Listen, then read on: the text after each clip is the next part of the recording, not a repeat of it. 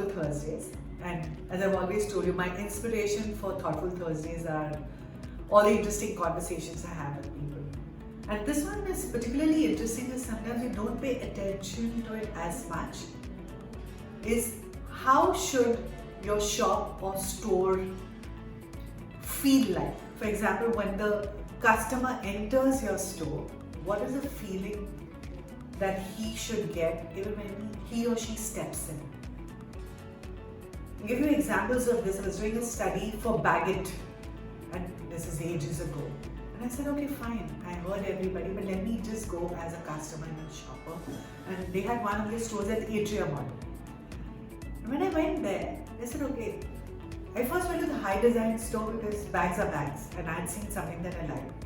When I went to the high design store, there was a door, and the person, the saleswoman, was sitting right at the counter, and she didn't stir when I looked in or I wanted to get in. It almost looked like, I don't know whether you want to buy a bag, very uninviting, intimidating, and I was going to purchase something and I actually was going to buy a gift for someone.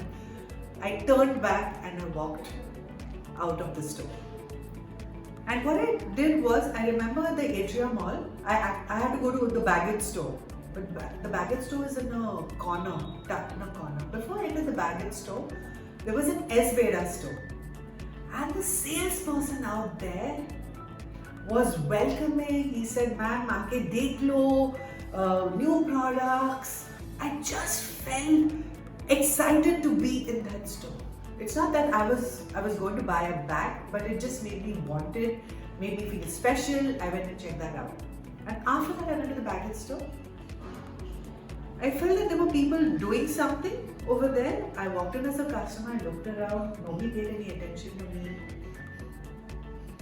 And the point of all of this is that one has to take care of this, that when the customer comes, does he feel special, wanted? Does he feel welcoming?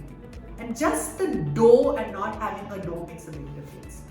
Just the salesperson being attentive, being proactive, wanting to show you things and not looking at you as a nuisance makes a big difference.